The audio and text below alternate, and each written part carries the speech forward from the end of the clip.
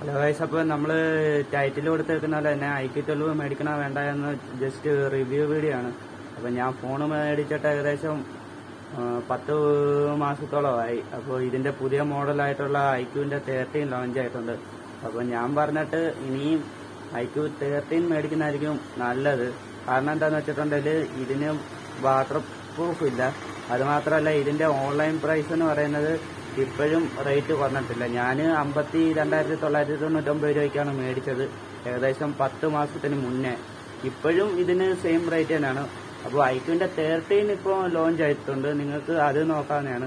അതിന് ഏകദേശം 51,999 രൂപ. അതുമാത്രമല്ല അതിന് ഫീച്ചേഴ്സ് കാര്യങ്ങൾ കൂടുതലുണ്ട് കേട്ടോ. അതായത് ഇതിൻ്റെ പുറകിൽ ഒരു DRL പോലെ ഗെയിം കളിക്കുമ്പോൾ, അതായത് കോള് നോട്ടിഫിക്കേഷൻ ഒക്കെ വരുമ്പോൾ ഒരു ലൈറ്റ് സെറ്റപ്പ്, പിന്നെ ഫ്ലാഷ് ഇവിടുന്ന് മാറ്റിയിട്ട് ഇപ്പുറത്തെ സൈഡിലോട്ട് ആക്കിയിട്ടുണ്ട്. അതുമാത്രമല്ല IP68 water proof, dust proof, അങ്ങനെ കുറേ ഫീച്ചേഴ്സ് IQന്റെ 13 വന്നിട്ടുണ്ട്. അതുമാത്രമല്ല 12 വില ഇപ്പോഴും കുറഞ്ഞിട്ടില്ല, 13 വില കുറവാണ്.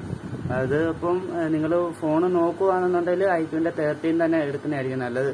അല്ലെങ്കിൽ നിങ്ങൾക്ക് ഈ ഒരു 50,000 രൂപ ബഡ്ജറ്റ് താങ്ങാൻ കഴിയത്തില്ലെങ്കിൽ കുറച്ച് നാളോടെ ഒന്ന് വെയിറ്റ് ചെയ്ത് കഴിഞ്ഞാൽ IQന്റെ നിയോ 10 Pro എന്ന് പറഞ്ഞൊരു പുതിയ മോഡൽ വരുന്നുണ്ട്. അതിന് എങ്ങനെയാണെങ്കിലും കൂടിപ്പോയ ഒരു 37,000 രൂപയ്ക്ക് കിട്ടും. അപ്പം അതിൻ്റെ പ്രത്യേകത എന്താണെന്ന് വെച്ചാൽ ഈ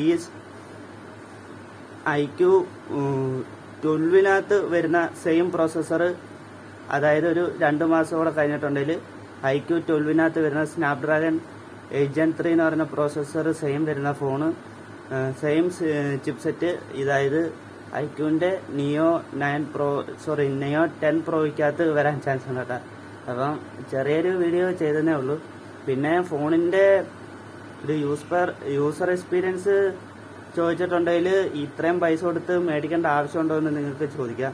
ഐഫോണിനെക്കാട്ടി എന്തുകൊണ്ടും ബെറ്ററാണ്. അതായത് ഐഫോണിൻ്റെ 12, 30, 40 ഈ എടുക്കുന്ന 50, 60 ഒക്കെ എടുക്കുന്നതിലും നമുക്ക് വാല്യൂ ഫോർ മണി ആയിട്ടുള്ളൊരു സാധനമാണിത്.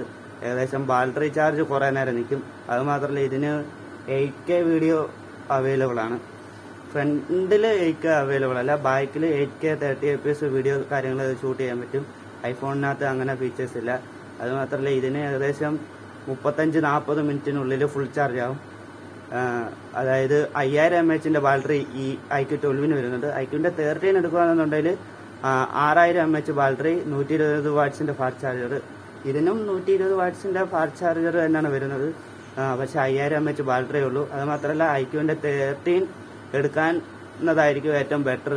12 1000 രൂപയുടെ കൂടുതൽ കൊടുക്കണം, പക്ഷേ ഫീച്ചേഴ്സ് കാര്യങ്ങൾ കുറവാണ്. അതുമാത്രമല്ല ഇതിനകത്ത് വെള്ളമൊക്കെ കുറച്ച് ഡിസ്പ്ലേയിലായിട്ടുണ്ടെങ്കിൽ ടച്ച്, പിന്നെ ആർക്കെങ്കിലുമൊക്കെ മെസ്സേജ് ഇങ്ങനെ അങ്ങ് പോവും.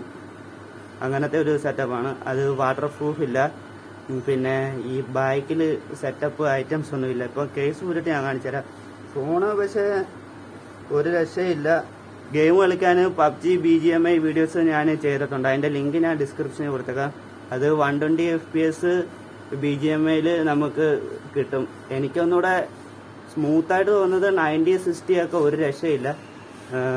അൾട്രാ എക്സ്ട്രീം ഗ്രാഫിക്സ് വരെ ഈ ഒരു ഫോണിൽ കിട്ടും കേട്ടോ. അപ്പം ഞാൻ പറഞ്ഞിട്ട് നിങ്ങൾക്ക് ഇത്രയും ബഡ്ജറ്റ് ഇല്ലെന്നുണ്ടെങ്കിൽ കുറച്ച് നാളുകൂടെ വെയിറ്റ് ചെയ്താൽ ഇതേ സെയിം പ്രോസസ്സർ വരുന്ന IQന്റെ നിയോ 10 Pro വരുന്നുണ്ട്. അപ്പോൾ അതിന് ഏകദേശം 37,000 ഉള്ളൂ. IQന്റെ ഇപ്പം 13 എടുക്കാനെ കൊണ്ട് കുറച്ചുകൂടെ നാൾ വെയിറ്റ് ചെയ്തിട്ടുണ്ടെങ്കിൽ അപ്പം നിങ്ങൾക്ക് ആ ഒരു കമ്പാരിസൺ മനസ്സിലാവും ഞാനിപ്പോൾ എന്താ പറഞ്ഞു വരുന്നത് എന്നുള്ളത്. ഞാൻ പെട്ടെന്ന് കയറി എടുത്തതാണ് ഈ ഫോണ്. അതായത് IQന്റെ 12 ഇറങ്ങിയപ്പോഴേ തന്നെ ഞാൻ ഇതെടുത്തു. പിന്നെ കുറച്ച് 2 മാസം കൂടെ കഴിഞ്ഞപ്പോഴാണ് IQന്റെ നിയോ 9 Pro എന്ന് പറയുന്ന ഫോൺ ഇറങ്ങി. അപ്പോൾ ഏകദേശം 20,000 രൂപ വ്യത്യാസം ഉണ്ട്. ചെറിയൊരു വ്യത്യാസം മാത്രമേ ഉണ്ടാവുള്ളൂ ഈ ക്യാമറയുടെ. അപ്പം ചെറിയൊരു വീഡിയോ ചെയ്തതാണ്.